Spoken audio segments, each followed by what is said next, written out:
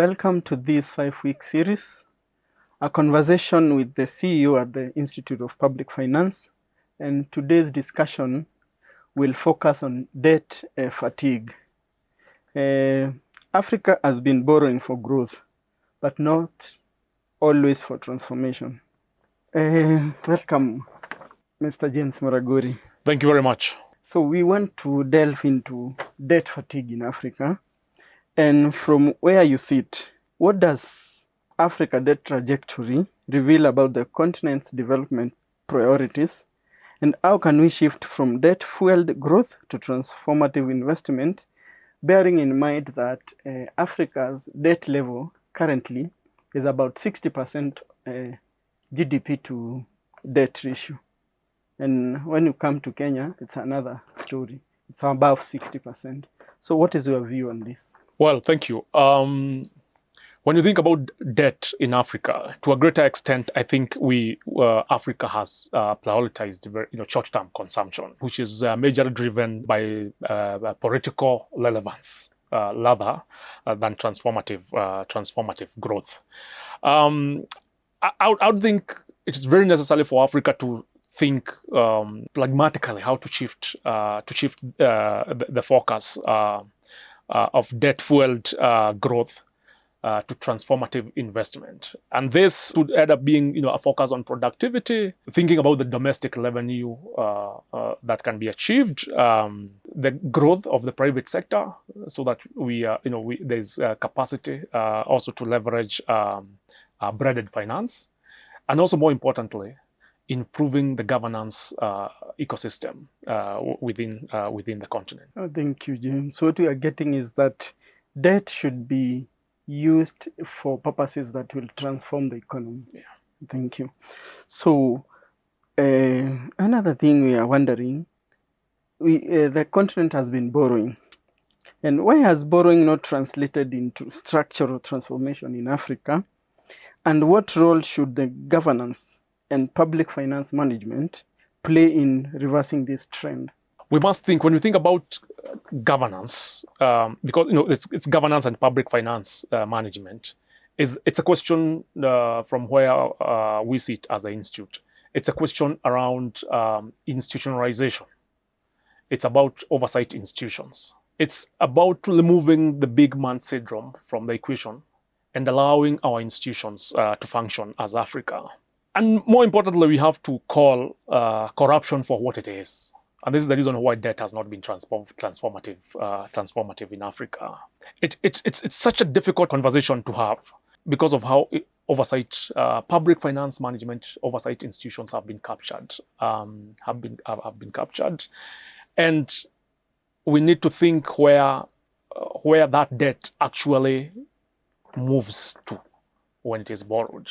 So there is that need for our institutions to do their work to ensure that we do not continue getting deeper into this debt problem.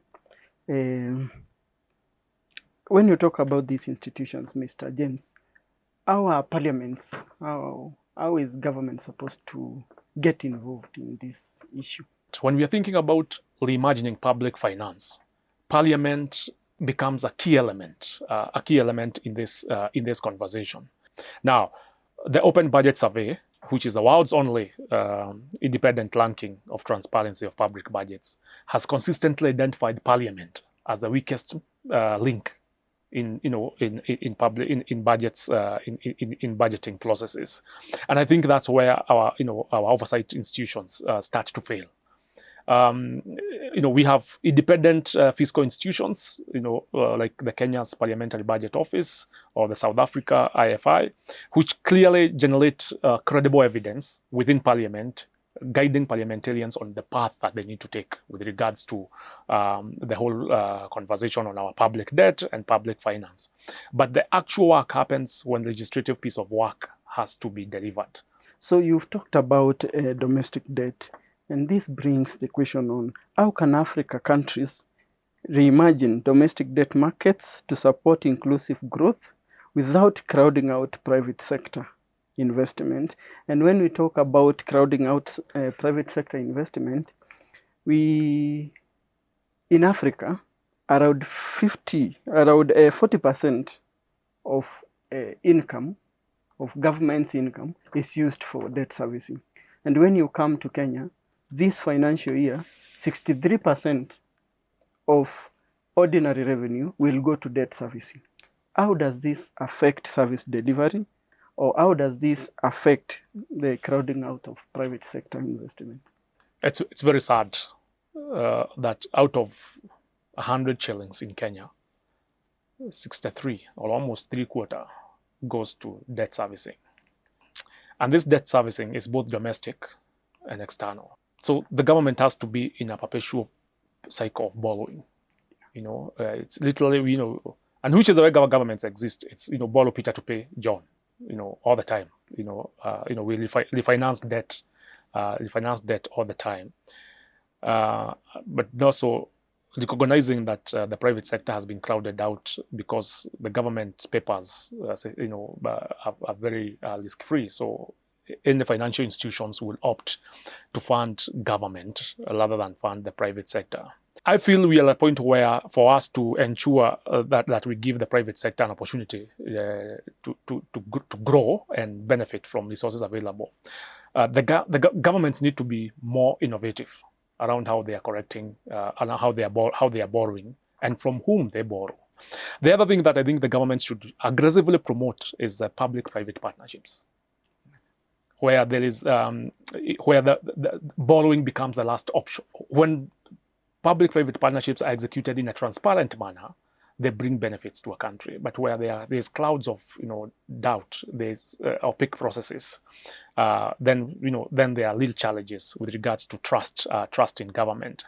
I think across Africa, governments need to think, how do we leverage on public-private partnerships? When you talk about more innovative ways, we have been having an issue.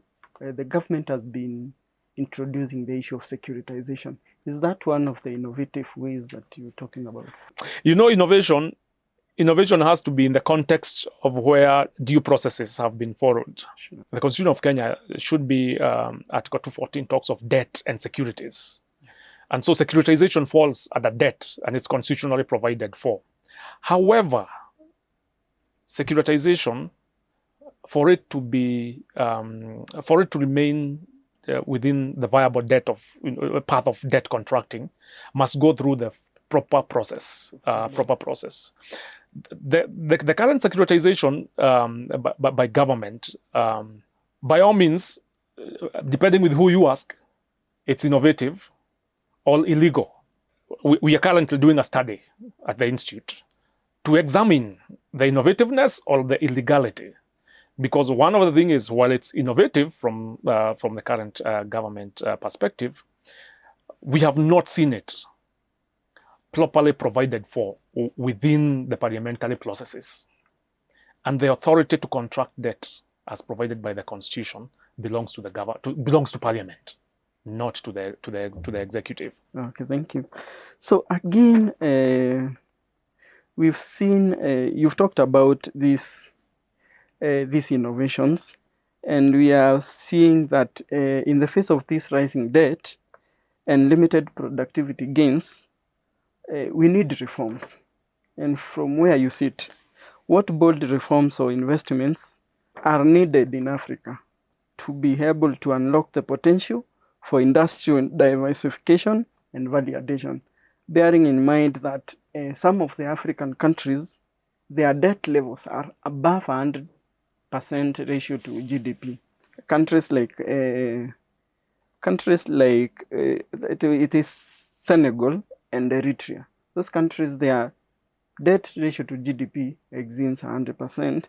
And when you come to these reforms, we've seen countries like Zambia, we've seen countries like Ethiopia, we've seen countries like Ghana try to use the G20 debt framework to get out of the debt that they are in. So what board reforms do we need as Africa? Well, one of the things we need to look at is the governance architecture for each country. There is no bullet solution, because each country has its own dynamics That one we must, we must understand. The biggest and the boldest of the reforms that will happen across Africa is strengthened oversight institutions. When we have weak institutions, it does not matter whatever reforms that you place on the table. If you can't call out corruption for what it is, nothing is going to change. If the rule of law is not respected, nothing is going to change. We'll just borrow again and borrow for consumption and not for growth. Thank you so much, Mr. James, for the response and for your time. And we hope that through these conversations, we'll be able to impact on someone who is a decision maker somewhere to listen and to act.